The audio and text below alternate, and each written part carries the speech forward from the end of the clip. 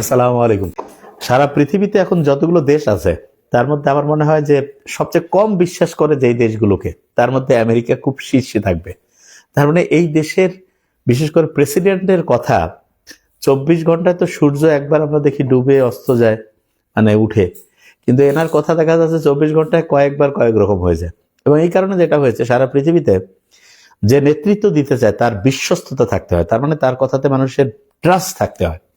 সারা পৃথিবী চলে মূলত বিশ্বাসের উপর ভিত্তি করে। বিশ্বাস যদি কেউ হারায় ফেলে তাহলে তার ধ্বংস অনিবার্য। সারা পৃথিবী একসময় ব্রিটিশরা শাসন করতো না ইংল্যান্ড, কিন্তু সে বিশ্বের নেতৃত্ব হারাইলো কিভাবে? সে বিভিন্ন জায়গায় কুটলামি করত। ব্রিটিশদের সম্বন্ধে কথা প্রচলিত ছিল যে যে কোনো জায়গায় যদি দুইটা মাছেরও মধ্যে মারামারি করে তাহলে বুঝতে হবে কিছুক্ষণ আগে ওই যে মাছের সাথে কথা বলে গেছে ব্রিটিশরা। তার মানে তারা যেই জায়গায় যাইতো গ্যাঞ্জাম লাগাইতো। এবং এই বৈশিষ্ট্যটা এখন আমেরিকার মধ্যে আসছে। হ্যাঁ, মারামারি করার জন্য বেস তৈরি করছে, ইউএস বেস, এবং একটা দেশের সাথে আরেকটা দেশের গ্যাঞ্জাম লাগাই দিয়ে সেখানে অস্ত্র বিক্রি করার কৌশল। সে কাউকে ধমক দিয়া হচ্ছে অ্যাটাক করতেছে, যে কাউকে দেখা যাচ্ছে যে মন চাইলো বোম মারি দিল। দেশের একটা প্রেসিডেন্টকে হচ্ছে যে প্রাইম মিনিস্টারকে দেশের যে কোনো মুহূর্তে ওই দেশের মধ্যে ঢুকে তাকে হচ্ছে একদম বাহিনী দিয়ে, ওই যে গ্রামে গঞ্জে যেমন আছে না, লোকজনকে হচ্ছে যে গুন্ডা পান্ডারা হচ্ছে চাঁদাবাজি করে, হ্যাঁ, ঠিক ওই কাজটা আমেরিকা করতেছে। এবং আমার খুব কষ্ট হয় যে আমেরিকার মতো একটা জাতি, ওইখানে এত শিক্ষিত লোক, এত ভালো লোক, তারা এটার বিরোধিতা করে না। এটা কি হইলো? করে, কিন্তু যেই আঙ্গিকে করা উচিত, বাংলাদেশের মানুষজন যেটা করতো এরা করলো না। তাদের তো এটা নিয়ে ভালো রকমের একটা প্রোটেস্ট করা উচিত যে আমরা এরকম মানে খারাপ পৃথিবীতে অবিশ্বস্ত একটা জাতি হইতে চাই না। কিন্তু দুর্ভাগ্যজনক ব্যাপার যে আমেরিকার যে মেইন পাওয়ারের স্ট্রাকচারটা সেটা যারা কন্ট্রোল করে, এইগুলোর মধ্যে সব সত্যিকার অর্থে চোর বাটপাট ঢুকে গেছে। সত্যি কথা, শুধু বাংলাদেশে না, এখন এগুলোর মধ্যে ঢুকে গেছে। এবং এই কারণে দেখেন সারা পৃথিবীতে সবচেয়ে বেশি লুটতরাজ, সবচেয়ে বেশি অন্যায়, অবিচার, এইগুলোর সাথে আমেরিকা জড়িত। যে কোনো জায়গায় আপনি দেখেন গ্যাঞ্জাম লাগতেছে, আমেরিকা আছে। এবং এই কারণে এখন আমেরিকার প্রতি মানুষের এমন অবিশ্বাস হয়েছে, তার যে হচ্ছে বন্ধু রাষ্ট্রগুলো, যেমন ইউরোপীয় ইউনিয়ন সবচেয়ে বড় বন্ধু ছিল, তারাও কিন্তু এখন নিজেরা বুঝছে যে বাবা, এই আমাদের দেশেরই দ্বীপ, মানে হচ্ছে যে সব আইল্যান্ড টাইল্যান্ড দখল করে নিবে। এজন্য কি যে নিজেরা নিজেদের সিকিউরিটি তৈরি করো। ন্যাটোর যে সদস্য, তারাও এখন তাকে কেউ বিশ্বাস করে না। হ্যাঁ, যে জানে যে এ হচ্ছে যে কোনো সময় দেখা যাবে যে আমাদেরকে হচ্ছে অ্যাটাক করে ফেলবে, এবং অন্যকে অপমান করে, কোনো সম্মানের সাথে কথা বলে না। দেখেন ইউক্রেনের সাথে যে রাশিয়ার যুদ্ধ, কি দরকার ভাই তোমার রাশিয়ার পাশে গ্যাঞ্জাম লাগানোর? তুমি ওইখানে কেন হচ্ছে মিসাইল সিস্টেম চালু করবা? এবং এটার কারণে কি হয়ে গেল? যুদ্ধ লাগলো। ক্ষতিটা কার হইলো? লোকটা মূল্য কার? ইউক্রেনের। তাই আমেরিকাকে বিশ্বাস করে যে আমেরিকা যার বন্ধু তার শত্রু আর লাগবে না, ওই যথেষ্ট, ওই তাকে ধ্বংস করার জন্য যথেষ্ট হয়ে যাবে।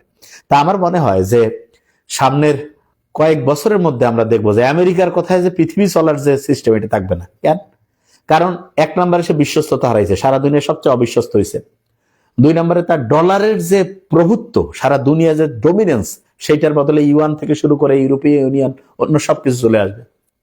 তিন নম্বরে দেখবেন টেকনোলজিতে আমেরিকার টেকনোলজি খুব দামি, কিন্তু ওইটার কাছাকাছি এখন বলা যেতে পারে চায়নার টেকনোলজি সস্তায় তার সমান বা তাছে ভালো হচ্ছে। তার মানে টেকনোলজিতেও তাকে হারাই দিবে। এরপরে দেখেন যে জিপিএস সিস্টেম দিয়ে যে আমেরিকা কন্ট্রোল করে, নিজস্ব জিপিএস সিস্টেমের মতো সিস্টেম আমেরিকা নিয়ে মতো হচ্ছে চায়না নিয়ে আসছে। এরপরে আপনি যদি মাথায় নেন, আমেরিকার প্রত্যেক বছরের যে হচ্ছে ঋণ, জাতীয়ভাবে ন্যাশনাল পর্যায়ে সারা দুনিয়ার মধ্যে সবচেয়ে বেশি, এত বেশি তারা হচ্ছে ঋণ করছে, ডলার ছাপাচ্ছে আর ঋণ করতেছে। তো এই ঋণের যে ইন্টারেস্ট রেট, সেটাই বিলিয়ন বিলিয়ন ডলার। তার মানে এটা তার অর্থনৈতিক অবস্থাটা আস্তে আস্তে ভঙ্গুর করে ফেলবে। ইউনিভার্সিটি গুলোর অবস্থা দেখেন, সারা দুনিয়া আগে সব আমেরিকান ইউনিভার্সিটি ছিল। কিছুদিন আগে রিপোর্ট দেখলাম, সারা দুনিয়ার সেরা 10টার মধ্যে মোস্ট অফ দ্য ইউনিভার্সিটি হচ্ছে চায়না।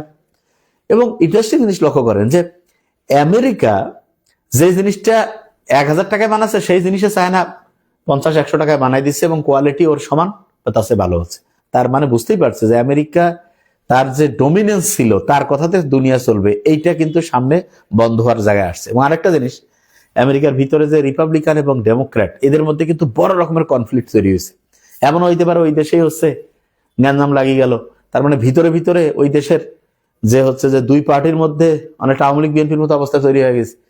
হ্যাঁ, এইটা যদি হয় এবং বিধ্বংসী যদি হয়, তাহলে দেখা যাবে কি, একটা দেশের ভিতরেই যদি বিধ্বংসী অবস্থা থাকে, ও আবার বাইরে যেয়ে কন্ট্রোল করতে পারবে না। এবং এখানে একটা জিনিস আছে, যখনই ভিতরের মধ্যে বেশি গ্যাঞ্জাম লাগে এবং শক্তিশালী দেশ, তখন তারা ভিতরের গ্যাঞ্জামটাকে, এটাকে হচ্ছে ওটাকে কি বলে, ওই যে শাক দিয়ে মাছ ঢাকার মতো বাইরে অ্যাটাক করে ফেলে।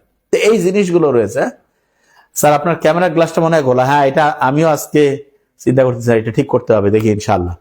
এবং আরেকটা ইন্টারেস্টিং জিনিস যেটা রয়েছে সেটা হলো যে যদি আমরা দেখি যে আমেরিকা তার কথা এবং কাজের যে অমিল, এইটার কারণে সারা পৃথিবীতে মানুষজনের এখন একটা হাসির পাত্র হয়েছে। এবং দেখেন যে আমেরিকার প্রেসিডেন্ট কত একটা ভালো লোক হওয়ার কথা, ট্রাম্পের মতো লোক, যে বোম মারতেছে সারা দুনিয়াতে, হাসি তামাশার মধ্যে মিল, মানে মানুষের জীবনেই যে ইরানের যে বালিকা, যে গার্লস এবং মানে ছোট বাচ্চাদের যে বিদ্যালয়ে যে আক্রমণটা করলো, কত মানে বলা যেতে পারে ওটাকে বলে যে শত শত বাচ্চা মারা গেল, ওইটা নিয়ে তার কোনো ভ্রুক্ষেপে নেই। তার মানে কত ডেঞ্জারাস এই খারাপ জিনিসগুলো আমেরিকা হচ্ছে যে ক্রমাগত করতেছে। এবং এটা আমার যেটা অবজারভেশন সেটা হলো যে ইকোনমিক্যালি সে হচ্ছে যে দুর্বল হয়ে যাচ্ছে, ডলারের আধিপত্য যেটা সেটা নাই হয়ে যাচ্ছে, সামরিক ব্যয়ের কারণে সে নিজে যুদ্ধ করে আর কত টাকা কামাই করবে সেটা রাস্তা বন্ধ, প্রযুক্তি তো চায় না তার সাথে একদম সমান্তরালে, তাকে কিছু ক্ষেত্রে বিটু দিয়ে দেবে। ভিতরের মধ্যে যে তার রাজনৈতিক শক্তিগুলো আছে তাদের মধ্যে হচ্ছে একটার সাথে আরেকটার ফাইটিং রয়েছে, ইন্টারনাল কনফ্লিক্ট।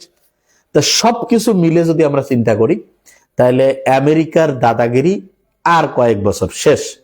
এই ইরান যুদ্ধের পরে আপনি নিশ্চিত থাকেন যে ওই আমেরিকার কথাই এই কথা চলবে না, বরং হ্যাঁ অনেক অবশ্যই ওয়ান অফ দ্য বেস্ট, বা ওয়ান অফ দ্য কি বলা যেতে পারে যে পাওয়ারফুল কান্ট্রিজ থাকবে, কিন্তু হচ্ছে যে তার কথাতেই বিশ্ব চলবে এরকম না, বরং বলা যেতে পারে যে চায়না, এখানে ইউরোপীয় ইউনিয়ন, এদের কথার, চায়নার কথার খুব ইয়া থাকবে। এবং চায়নার সাথে আপনি দেখেন ইউরোপীয় ইউনিয়নের বড় রকমের কানেকশন তৈরি হচ্ছে, ইন্ডিয়ারও এখানে একটা ভালো প্রভাব থাকবে। আর আমরা বাংলাদেশ যারা, আমাদের সময়ের কাজ সময়ে করতে হবে, গ্যাঞ্জাম করে মারামারি করার চাইতে টাইমটাকে কাজে লাগানো, এবং হচ্ছে যে আমাদের দেশের মধ্যে মানুষজনের পারস্পরিক বন্ধুত্বপূর্ণ একটা, আমাদের দেশটা কিন্তু খুব অসাধারণ, কারণ সবাই বাঙালি, কথা বললে সবাই বুঝতে পারে, একটা জাতিসত্তার লোক। যদি আমরা জাস্ট একটু যদি হচ্ছে যে রাজনৈতিক পরিস্থিতিটা যদি বন্ধুত্বপূর্ণ হয়, দেখা যাবে যে একদম পিক অফ দ্য ম্যাক্সিমা, মানে একেবারে সর্বোচ্চ পর্যায়ে ইনশাল্লাহ আমরা যাব। তাই ইনশাল্লাহ ইসলামের একটা নিয়ম আছে, যে অন্যায় করে, যে যত বেশি হচ্ছে অনিয়ম করে, তাকে নেতৃত্ব থেকে অটোমেটিক আল্লাহর ইশারায় হোক আর যেভাবে হোক সে নাই হয়ে যায়। এবং মুসলমানরাও যে নেতৃত্ব থেকে হারাইছে, তার মানে মুসলমানরা ওই সময় যে ইসলামের কথা সেই কথা অনুযায়ী কাজ করতে পারেনি। এবং নিয়মটাই হচ্ছে যে হচ্ছে মূলনীতির বাইরে যাবে সে ধ্বংস হয়ে যাবে। দেখেন ইউরোপিয়ান কান্ট্রিগুলো দেখেন, ধর্মীয়, ওরা ধর্ম মানে না কিন্তু ধর্মীয় ব্যাপারগুলো মানে, সত্য কথা কয়, মানুষকে ঠকায় না, তারপরে হচ্ছে অন্যের উপকার করে, গরিব দুইকে দান খয়রাত করে, আছে না? এগুলো কিন্তু ইউরোপিয়ান কান্ট্রি দেশের লোক করতেছে। আর আমরা মুসলমান থেকে হয়েছি ঠিকই, কিন্তু ঠিকভাবে জাকাত দেই না, ফিতরা দেই না, দান খয়রাত করি না, মিথ্যা কথা কই, ঠকাই মানসিক। তার মানে ফর্মুলা, ধর্মীয় ফর্মুলা আমরা মানি নাই, যে মানছে সে উন্নত হয়েছে। তো এটা খুব ইন্টারেস্টিং, মুসলমানরা যে উন্নত হইতে পারে না তার মানে ফর্মুলা আমরা মানি নাই। স্টুডেন্ট ভালো হবে কখন? যখন সে রেগুলার পড়াশোনা করবে, নিয়ম মানবে। ঠিক তেমনি করে ইসলামের যে কোরআন এবং তার সাথে যে হাদিস, এইটার যে মূল ফর্মুলা, এইটা ফলো করে যেই জাতি চলবে তারা উন্নতি হবে। যেমন আমি অস্ট্রেলিয়াতে শুনি, কানাডাতে শুনি যে রাতে একদম তাড়াতাড়ি ঘুমায় যায়, এবং তারা ভোরে উঠে সারা দিন পরিশ্রম করে, এবং তাদের হচ্ছে করাপশন নাই, স্বজনপ্রীতি নাই, তারপরে দলীয়করণ নাই, এই জন্য দেশটা উন্নত হয়। তা আশা করছি আমরা যত হচ্ছে ধর্মীয় বিধান মানবো, সততার সাথে হচ্ছে যে কাজ করব, ইনশাল্লাহ আমরা অসাধারণ জায়গায় যাইতে পারবো। Thank you so much. আসসালামু আলাইকুম।